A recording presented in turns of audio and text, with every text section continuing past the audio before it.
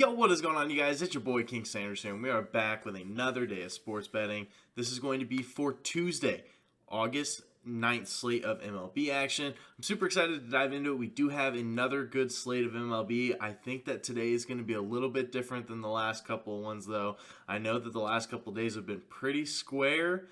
I don't think that's exactly going to be the case for today, and you guys will see I don't really have any square picks today. So I am really excited to dive into it, but before we did, I did just want to go ahead and say that we are still currently on the road to 7,000 subscribers. So if you guys are new, make sure that you guys do like, comment, subscribe, and turn on that notification bell so you guys know whenever I post. Next, I did just want to go ahead and give a quick shout out here to all of our members here on the channel. Thank you guys so much for everything that you guys do. And thank you guys so much for giving me such a small channel, such a big chance, as I always say. That truly does mean the absolute world to me, way more than you guys will ever know. But really quick, I did just want to say thank you guys so much for all the support on yesterday's video. We gained like 20 or 30 subs yesterday. So I really do appreciate that. You guys have been absolutely killing it. So make sure that you guys are subbed. But without any further ado, we'll go ahead and dive into a quick recap. We have been on fire recently. Absolutely on fire here recently. We almost had the sweep. We almost brought out the Sunnies once again. We were super, super close, and we'll talk about it. So we did end up having the Orioles, red hot Orioles, plus 1.5 versus the Blue Jays at minus 125 odds. They ended up hitting a 3-run homer in the first inning. So that got them out to a good start, and then they were able to hold on to the lead throughout the rest of the game. The Orioles, they just remind me so much of the Thunder from the NBA. The Thunder were just a great underdog cover team, and I'm really liking the Orioles for this, as a underdog cover team. I think that it's a really good spot, just in general. Then we did have the Pirates' first 5 team total under 1.5 versus Arizona. Well, we should have taken the full game, got that plus value. They didn't score a single run the whole game, so it ended up working out for us. But then we did have the Angels and the A's no-run first inning at minus 135. Well, unfortunately, there were so many Yerfies today. Like, there was almost no Nerfies. There was just, if you looked at like every game, there was just a solo home run in like almost every single one of them.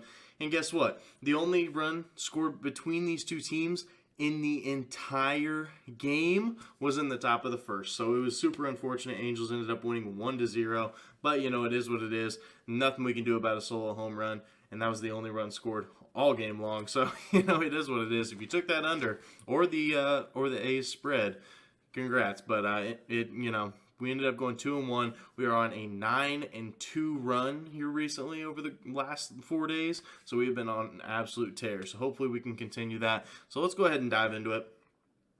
Our first play of the day, we're going to be taking the Guardians, minus 1.5 here versus Detroit at minus 110 odds.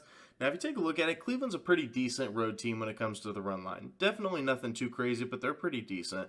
They are 31-26 to the road, or to the run line on the road. And Detroit, on the flip side of things, they're kind of struggling at home. They're 23-33 to the run line at home this year. So definitely not a spot that you really want to target if you are looking for some underdog value. Detroit, they are also 2-7 to the run line in their last 9 games. They have really struggled here recently, and they are 31-35 following a loss, which they did just end up having here recently, and they are 49-61 to the run line over the course of the entire season. So they are struggling. They're not even really that close to 500, so I do think that it's a really good spot to target. Cleveland is just overall just the better team just in general based off of every single stat that we can find.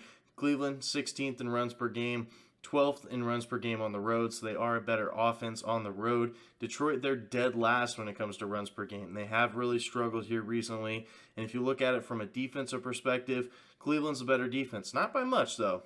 I will say that. Detroit has a pretty decent defense, but Cleveland is 15th when it comes to runs allowed. Detroit's 19th, so they're still just barely outside the bottom 10 of the entire MLB when it comes to runs allowed, but, Cleveland is a little bit better in that instance as well. Cleveland, they do have a little bit worse of a bullpen ERA. I will say that as well. Cleveland is 8th when it comes to bullpen ERA over the course of the entire season. Detroit, they are 5th. So, definitely, Detroit has a little bit of an advantage when it comes to bullpen ERA, but I don't think that's going to really matter to them too much we're going, and if you look at who's on the mound, we got Biebs. Shane Bieber going to the mound here for the Guardians with a 3.39 ERA over the course of the season, 3.32 on the road, so he has been a little bit better on the road here recently, but he's been really good here over the last couple of games that he has started. He's actually covered, the Guardians have actually won and covered in 3 of their last 4 games that he has started, and if you look at his earned run log, he has an earned run log of 2, 1, 6, and 1. So he did have one stinker in there, but that's just the way the pitchers go. So as long as he doesn't pitch an absolute stinker, I do think that we have a pretty good shot of winning this bet. And if you look at on the flip side of things, we have Tyler Alexander for Detroit. Definitely hasn't been awful, but I do think that it's still a pretty good spot to target. He does have an above 4 ERA, 4.04 to be exact, a 3.57 at home, so he is just a touch better at home, but I don't think it's going to matter too much. And if you look at Tyler Alexander's last 5 games, he has not covered this exact run line in all 5 of them. So he ended up losing by 3 last game, then he lost by 2, then he lost by 4, then he lost by 4, and then he lost by 4 once again. So he has really struggled here recently, so hopefully he can struggle once again for us. That's going to be our first play of the day, Cleveland run line versus Detroit at minus 110 odds. Now for our second play of the day, we're taking a NRFI. We're taking Minnesota and the Dodgers no-run first inning at minus 125 odds. Now I know both these offenses are absolutely fantastic. I get it, but NRFIs a lot of times, I know even though the offenses are great, it does depend a lot on these pitchers, and I think that these pitchers can get it done, and here's why. The Dodgers are also they allow the fewest runs per game in the first inning in the entire MLB. Minnesota, they allow the 10th fewest. So both these teams are top 10 when it comes to allowing runs in the first inning. So I do think we see a little bit of value there. But also, let's do a little bit of line reading here.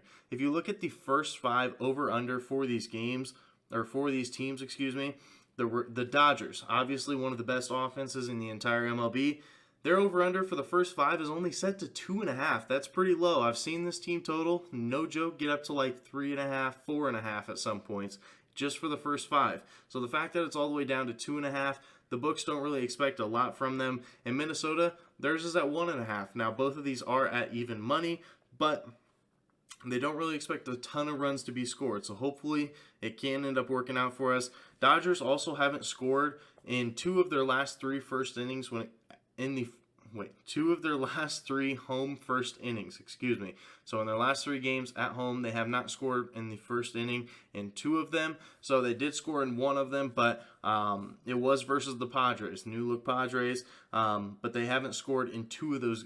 They didn't score in 2 of those games. So hopefully they don't score in this first one either. Also, Joe Ryan is going to be on the mound here for Minnesota. Doesn't really have a great ERA over the course of the season, just a 3.67. But if you look at his earned run log here recently, he has 1, 10, 1, 1, and 2. So he did have that terrible game with that 10 in there, but I think he got that terrible game out of the way, and I think he goes back to pitching some absolute gems. He is also 3-1 to the NRFI in his last 4 games, so he has been really solid. On the flip side of the mound, I don't worry about it because I think that the Dodgers can get it done, but just for some extra insurance here, Julio Urias is going to be on the mound here for the Dodgers. 2.57 ERA over the course of the season, 0, 2, 0, and 1 earned runs in his last 4 games, and he has cashed 4 straight NRFIs. So I do think that it's a pretty good spot to target, so we're going to be riding with it. Minnesota and the Dodgers, no run first inning at minus 125 odds. Now for our third and final play of the day, we're going to be taking the Marlins and the Phillies under 4 runs in the first 5 innings at minus 120 odds. Now, if you take a look at it, Miami is 28, 21, and 5 to the under in the first 5. So they definitely have been really good in the under to the first 5 just over the course of the season. Philly, they are a little bit better of a spot to target when it comes to being at home. So both these teams are in their most favorable positions. Miami, they are better to the under on the road when it comes to the first 5. Philly is better to the under at home. So surprisingly enough, Philly is just literally a coin flip when it comes to that over-under at home. And Miami, they are 27th when it comes to first 5 runs per game. So they are literally the bottom 4 teams in the entire MLB when it comes to first 5 runs per game. Now Philly, they are 9th, so they definitely are a good offense no doubt about it. But Miami's a pretty good defense as well. They allow the 16th fewest first 5 runs per game in the entire MLB. And Philadelphia, they allow the 9th fewest. So I don't think there will be any issues when it comes to Miami scoring. I think that they've really been struggling, and I don't foresee that changing. But Philadelphia, they will have a little bit of a tough matchup versus Miami. And Braxton Garrett's going to be on the mound here for the Marlins. Definitely hasn't been a great pitcher all year. He has a 3.88 ERA over the course of the season. But in his last 4 starts, he has had 2, 5, 1, and 0 earned runs in those games. So I definitely think he can keep it to around that 2 earned run mark. And even if not, if he does end up pushing it to 3, I think that that's perfectly fine because I don't really foresee the Marlins scoring very much. So I really do like that one. And Zach Wheeler's on the mound. Don't need to say too much. He's been great, but he does have a 2.69 ERA over the course of the season, 1.58 ERA at home, a 1, 2, 1, 6, and 0 earned run log in his last 5 starts. So he has been absolutely fantastic. So that is going to be our third and final play of the day. Marlins and Phillies under 4 runs in the first 5 innings at minus 120 odds. So that is going to do it for today's video. If you guys did enjoy, make sure you guys do like, comment, subscribe, and turn on that notification bell so you guys know whenever I post.